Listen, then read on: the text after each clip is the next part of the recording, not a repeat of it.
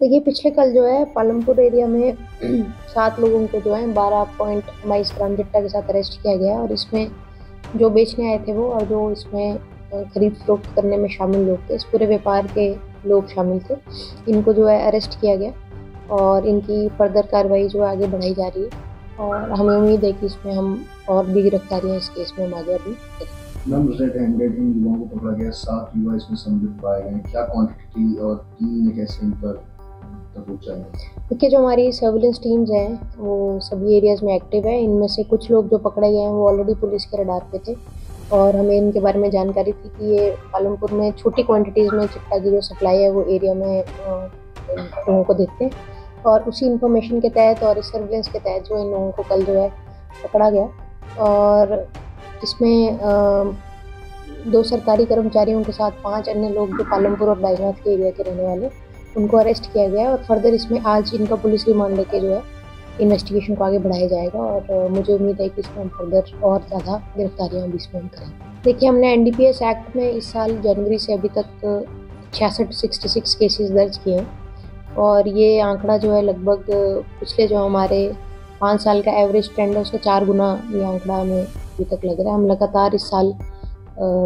जितने भी हमारी इंफॉर्मेशन हमने पिछले 1 साल में कवर करी है और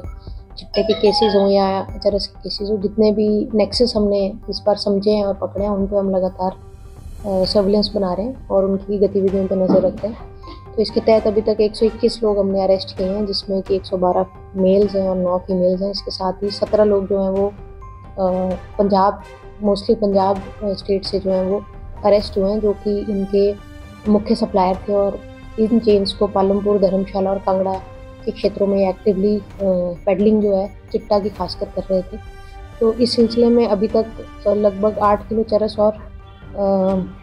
500 ग्राम चिट्टा, आधा किलो चिट्टा जो अभी तक कांगड़ा पुलिस द्वारा जो है जब्त किया गया है और इसमें कैप्सूल्स और कैश भी जो है बरामद किया गया और लगभग 26 लाख की जो इनकी गाड़ियाँ हैं, व्हीकल्स जो हैं उनको हमने सीज और फर्दर इन्वेस्टिगेशन में हमने आगे बढ़ाया। तो ये लगातार हमारी कोशिश है कि जो डेवलप्ड नेक्ससेस हैं जिनको हम पिछले 1 साल की मेहनत से समझ पाए कि हमारे एरिया में कौन जो बाहरी राज्यों से या अन्य ज़िलों से जो एक्टिवेटेड लोग हैं जो यहाँ के लोगों को सप्लाई करते हैं और उस चेन का पार्ट है, उनको हम लगातार एक एक करके पकड़ रहे हैं। और अभी जो हाल ही में केसेस हुए हैं इसमें भी हमें उम्मीद है कि जो सोर्सेज हैं उनके तक हम पहुँचेंगे और इनकी जो फाइनेंशियल इन्वेस्टिगेशन है उसके तहत जो प्रॉपर्टीज़ है, जो गाड़ियाँ हैं, चाहे घर हैं, ज्वेलरी है, इन सबको भी हम लगातार सीज और फ्रीज करने की कार्रवाई हम कर रहे हैं और मुझे उम्मीद है कि आने वाले समय में इसके सार्थक परिणाम हमें देख सकते हैं। मामला मैं ऐसे कहना चाहूँगी कि क्वांटिटी वाइज अगर सबसे बड़ा हम देख रहे हैं तो हाल ही में जो है एक पंजाब का तस्कर जो कि लंगड़ा नाम से यहाँ पे फेमस था, उसको धर्मशाला पुलिस ने, योल चौकी ने अरेस्ट किया था। उसके साथ ही पालमपुर में लगभग 135 ग्राम चिट्टा के साथ जो है पंजाब के 2 तस्कर जो हमने पकड़े थे। इन दोनों ही केसेस में पंजाब से जो लगातार इनके जो फर्दर लिंक्स थे, खासकर जो फाइनेंशियल ट्रांजैक्शन थे, उसके तहत अभी रिसेंटली 2 महिलाओं को भी अरेस्ट किया गया था जो कि विदेश भागने की फिराक में थी और पालमपुर वाले केस में जो है वो अटारी बॉर्डर से जो सोर्स है उसको हम अरेस्ट करके यहाँ लाए थे। तो ये 2 केसेस रिसेंट टाइम्स में जिसमें क्लियर कट एक नेक्सस जो हमारे कांगड़ा ज़िला में जिसको पंजाब से रन किया जा रहा था उसको हमने पकड़ा है और ना सिर्फ इसमें फॉरवर्ड जो हमारे लोग थे बल्कि लोकल एरियाज़ में जैसे कांगड़ा में और पालमपुर क्षेत्र में जो लोकल सप्लायर्स थे इन केसेस के, उनको भी जो है अरेस्ट करके जो इन केसेस को हम फर्दर कंक्लूड कर रहे हैं। अभी भी इन केसेस की छानबीन जारी है और फाइनेंशियल इन्वेस्टिगेशन में चल रही है और हमें उम्मीद है कि इसमें फाइनेंशियल ट्रांजैक्शंस और जो फाइनेंशियल प्रॉपर्टीज़ है उनके बारे में भी जल्द जो है पुलिस टीम्स को कामयाबी मिलेगी और हम क्योंकि पंजाब के रेवेन्यू रिकॉर्ड्स और उन पे डिपेंडेंट है तो हमारी पंजाब के अथॉरिटी से भी इस विषय पे रिक्वेस्ट लेटर्स और हमारी तरफ से इन्वेस्टिगेशन में प्रोग्रेस की गई है कि पंजाब में जो इनकी प्रॉपर्टीज़ हैं उनके बारे में भी हमें डिटेल इन्फॉर्मेशन मिले ताकि हम उनको केसेस में फर्दर कार्रवाई आगे। ये सबके लिए चिंता का विषय है कि पुलिस डिपार्टमेंट, जैसे पिछले कल जो पालमपुर में अरेस्ट हुआ उसमें एक पुलिस कांस्टेबल भी है और स्पोर्ट्स विभाग में कार्यरत एक ड्राइवर भी है। तो ये हमारे लिए सभी के लिए सोचने और चिंता का विषय है कि एक तो ये लोग खुद भी एडिक्ट्स देखने में ऐसा भी आ रहा है कि सरकारी कर्मचारी खुद भी एडिक्ट्स है। तो ये एक सबके लिए चिंता का विषय है। और क्योंकि सरकारी जो बीच कर्मचारी खासकर पुलिस विभाग में है, तो उसके ऊपर तो खास तौर पे इस तरह की जो सामाजिक कुरीति है उसको डील करने के लिए उसकी जिम्मेदारी अलग है। और वो भी यदि इसमें संलिप्त और अपने पद का दुरुपयोग करे और इसमें शामिल हो और लोगों को फैसिलिटेट करे कि वो इस तरह की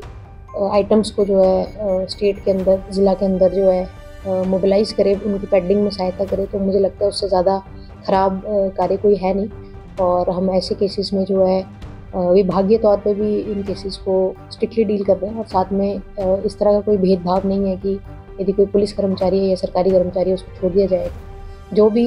इलाका में पेडलिंग करते हुए ड्रग नेक्सस में सहायता करता हुआ पाया जाएगा, उसके खिलाफ जो भी लीगल कार्रवाई है और प्रशासनिक कार्रवाई है उसको हम आगे बढ़ाएंगे। गवर्नमेंट एम्प्लॉई है देखिए, इसमें जो प्रोसेस है वो इस तरह का है कि जिस भी यूनिट, जैसे कि कांगड़ा पुलिस यूनिट से है या बटालियन से है या फिर किसी और अन्य ज़िला से, उस संबंधित जो उसके हेड ऑफ द ऑफिस है उसको हम यहाँ से एक इंटीमेशन देते हैं कि आपकी यूनिट का एक पर्सन जो है इस तरीके से हमें पकड़ा गया है। जैसे फॉर एग्जांपल जब पटवारी जो गग्गल में पकड़ा गए थे, तो उससे संबंध में हमने डीसी चंबा को लेटर लिखा क्योंकि वो चंबा में कार्यरत थे। तो आगे की जो विभागीय कार्रवाई है वो concern head of the office को करनी है। ये जो कांस्टेबल पकड़ा गया ये कांगड़ा पुलिस के मेंबर नहीं है, लेकिन हिमाचल प्रदेश पुलिस के मेंबर हैं। तो जो संबंधित इनके अधिकारी हैं उनको हम ये जानकारी शेयर करेंगे और केस के डिटेल्स उनको भेज दिए जाएंगे। और मुझे उम्मीद है कि वो अपनी जो प्रशासनिक जो भी कार्रवाई है उसको जल्द से जल्द इसमें आगे बढ़ाएंगे। और यूजुअली उनको नौकरी से बर्खास्त किया जा सकता है या जो भी सीरियस एक्शन इस तरह के केसेस में लेना वो हेड ऑफ द ऑफिस की रिस्पॉन्सिबिलिटी और उसके एडमिनिस्ट्रेटिव कंट्रोल में रहता है। तो ये एक प्रोसेस है जिसमें फॉलो करें। देखिए, जैसे हमने कहा कि पिछले 1.5 साल में हमने ये जो अपने एरिया में जो नेक्सस चल रहा है उसको समझने की हमने कोशिश की और हमें काफ़ी क्लैरिटी है कि कौन से लोग इसमें सस्पिशियस हैं। और इसमें जो सरकारी विभागों से संबंधित ऑफिशियल्स हैं उनकी भी हमारे पास एक सूची है। और उस सूची के तहत यदि ये लोग हमें फील्ड में मिलते तो डेफिनेटली इनकी गाड़ियाँ या सरकारी गाड़ी जो है उसकी चेकिंग हम कर रहे हैं। और आमतौर पे ये देखा गया है कि ऑफ टाइम पे यूजुअली जो गवर्नमेंट व्हीकल्स हैं उनके साथ ये पकड़े गए हैं, जिसमें कि जो संबंधित अधिकारी है वो तो ट्रैवल नहीं कर रहा है, लेकिन ड्राइवर या जो भी जिसके भी कंट्रोल में वो व्हीकल है वो उसको लेके मूवमेंट में है। तो हमारी जो पुलिस की अपनी सर्विलेंस एक्टिविटीज़ रहती हैं और उसके अलावा जो हमारी इंटेलिजेंस रिपोर्ट्स रहती हैं उसके तहत इन लोगों पे ख़ास तौर पे इनके मूवमेंट पे हम ध्यान दे रहे हैं। और पुलिस स्टेशन वाइज ऐसी जो लिस्ट है इसमें उस लिस्ट के तहत जो लगातार आप देख रहे हैं कि हमें सफलता भी मिल रही है कि कांगड़ा जिला में अब तक 4 जो हैं सरकारी कर्मचारी जो हैं इस साल डिफरेंट केसेस में अरेस्ट हुए हैं। और ये लिस्ट हमारे पास अपडेट हो रही है और लगातार हम इसको और आगे बढ़ाएंगे। और यदि इसमें कोई सरकारी व्हीकल इन्वॉल्व है तो उस संबंधित कार्यालय को भी हम समय पर सूचित भी कर रहे हैं और साथ में जो भी विभागीय कार्रवाई बनती है वो भी उनको लेने के लिए हम रिक्वेस्ट भेज रहे हैं। एवरेज एज ग्रुप है वो 27 ईयर्स के करीब हमने अपना वर्कआउट किया है। तो इसमें लगभग जो आमतौर पर हमने देखा है लगभग 22-23 साल की उम्र से लेकर 35 साल की उम्र तक के